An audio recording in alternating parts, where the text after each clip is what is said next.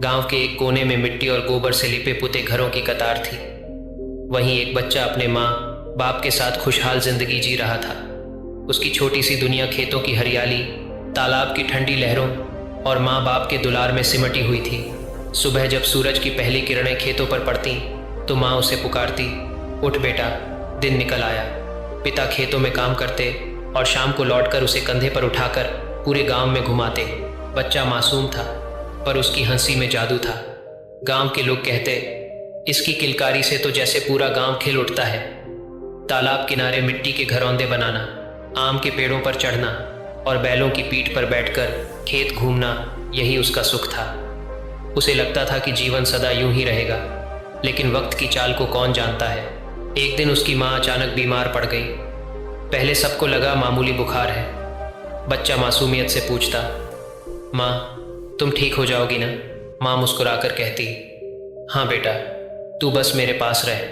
लेकिन बीमारी गंभीर होती गई।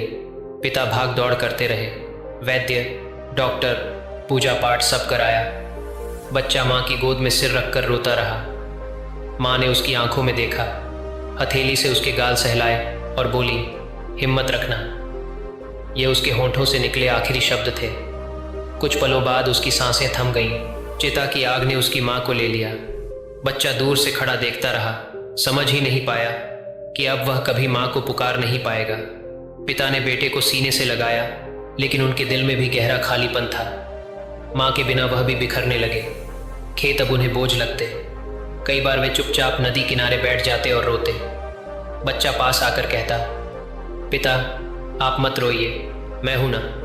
लेकिन पिता की आंखों में जो खालीपन था, उसे भरना किसी के बस की बात नहीं थी। कुछ महीनों बाद एक सुबह बच्चा पिता को जगाने गया। उसने धीरे से हिलाया, पिता उठो, पर कोई जवाब नहीं आया। पिता की सांसें थम चुकी थीं। अब उसका सहारा भी छिन गया। गांव वाले उसे घेर कर बैठे। कोई उसके सिर पर हाथ फेरता, कोई उसे गले लगाता। लेकिन समय बीतते ही सब अपने अपने कामों में लग गए। कुछ दिन तक लोग उसे घर में रखते, पर जल्दी ही कह देते, हमारे अपने बच्चे हैं, इसे संभालना मुश्किल है। बच्चा अकेला रह गया। वह हर घर से उम्मीद लेकर जाता, लेकिन निराश लौटता। गांव के बाहर एक साधु बाबा की कुटिया थी। गांव वालों ने बच्चे को वहां छोड़ दिया। बाबा ने उसे देखा, अपने पास बुलाया, रोटी का टुकड़ा दिया और कहा, बेटा अब तुझे खुद को गढ़ना होगा। जीवन का असली संघर्ष यहीं से शुरू होता है। बच्चा चुपचाप बैठा रहा, आंखों में आंसू थे। वह बोला, मेरे पास अब कोई नहीं है। बाबा ने उसका सिर सहलाया और कहा, जब कोई नहीं होता तभी इंसान खुद को जान पाता है। बेटा, यही अकेलापन तुझे मजबूत बनाएगा। कुटिया अब उसका घर बन गई। मिट्टी के फर्श पर सोना, बाबा की दी हुई सूखी रोटी खाना और दिन भर अपने विचारों से लड़ना, यही उसकी दिनचर्या थी। बाबा कम बोलते, लेकिन उनके शब्द गहरे होते। वे कहते, जो खो गया है उस पर मत रो, जो पाया जा सकता है उस पर ध्यान दे। बच्चे ने मेहनत को अपना सहारा बना लिया। सुबह बाबा के साथ नदी से पानी भरता, जंगल से लकड़ियां लाता, दिन में गांव वालों के छोटे मोटे काम करता। किसी का खेत जोतता, किसी का बोझ उठाता। बदले में अनाज, कपड़े या सब्जी मिल जाती। गांव के बच्चे उसे चिढ़ाते, अरे देखो अनाथ है, बाबा के पास रहता है। वह कुछ नहीं कहता, बस मन ही मन सोचता, एक दिन यही लोग मुझे सम्मान देंगे। वक्त गुजरा, उसका शरीर मजबूत हुआ और मन कठोर। एक बार गांव में बाढ़ आई। पानी ने खेत डुबो दिए, घर गिरा दिए। लोग निराश हो गए। उसी समय बच्चा सबसे आगे आया। उसने टूटे घर बनाने में मदद की, बीमारों के ओ दवा दिलाई, भूखों को भोजन पहुंचाया।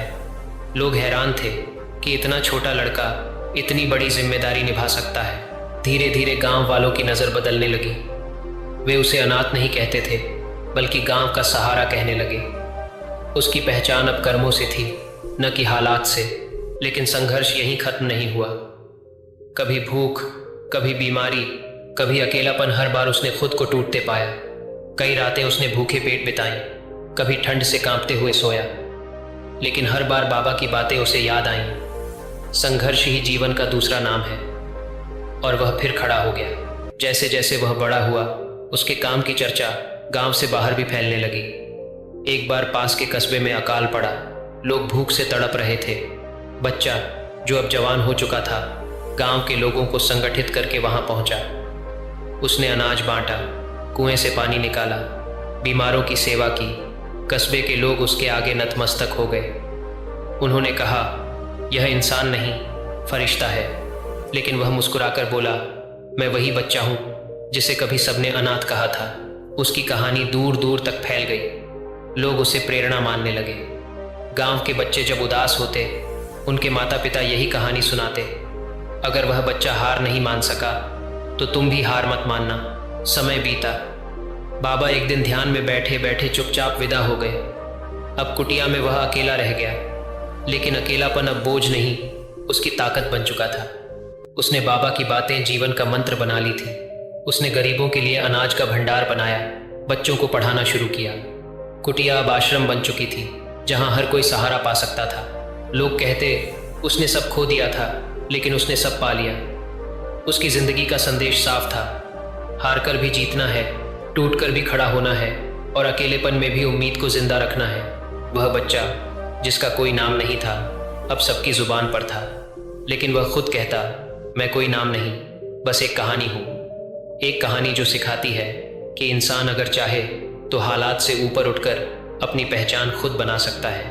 और यही उसकी अमर कथा बन गई, मानवता की, संघर्ष की और उम्मीद की सीख। इस कहानी से हमें यही शिक्षा मिलती है कि जीवन में चाहे कितनी भी कठिनाइयाँ क्यों ना आए, अगर इंसान हिम्मत, धैर्य और परिश्रम को अपना साथी बना ले तो वह हर मुश्किल को जीत सकता है। दुख और अकेलापन हमें मजबूत बनाते हैं, और दूसरों की सेवा करना ही जीवन का असली सुख है।